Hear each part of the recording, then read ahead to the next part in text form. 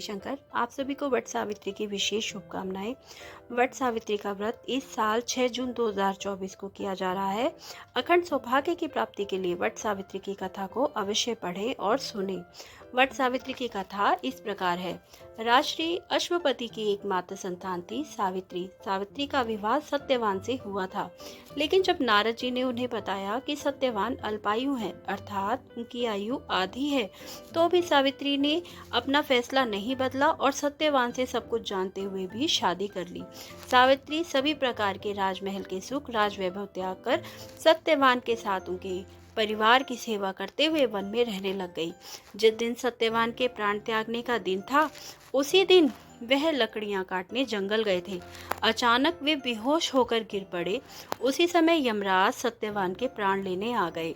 3 दिन से व्रत में रह रही सावित्री को जब पता लगा कि क्या होने वाला है, इसलिए वे बिना विकल हुए यमराज से सत्यवान के प्राण न ले जाने की प्रार्थना की। लेकिन जब यमराज नहीं माने, तब सावित्री उनके पीछे पीछे ही जाने लग गई। कई बार मना करने पर भी जब वह नहीं मानी, तो सावित्री के अद्भुत साहस और त्याग से यमराज प्रसन्न हुए और कोई 3 वरदान मांगने को कहा।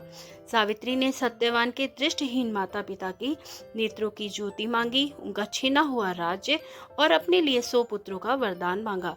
तथास्तु कहने के बाद यमराज समझ गए कि सावित्री के पति को अब ले जाना संभव नहीं है।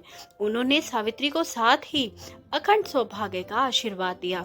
सत्यवान को एक प्राण को वे वहां से छोड़कर अंतर्ध्यान हो गए। उसी समय सावित्री अपने पति को लेकर वट वृक्ष के नीचे बैठी थी। इसीलिए इस दिन महिलाएं अपने परिवार, जीवन साथी की दीर्घायु कामना करते हुए वट वृक्ष को भोग का अर्पण करती हैं और उस पर धागा लपेटकर पूजा करती हैं और अखंड सौभाग्य का वरदान मांगती हैं। वट सावित्री कथा की आप सभी को विशेष शुभकामनाएं। यदि आप सभी को हमारी वीडियो पसंद आ रही है तो कृपया चैनल को लाइक, शेयर, सब्सक्राइब करें। कमेंट में जय गौरी शंकर अवश्य लिखें। धन्यवाद।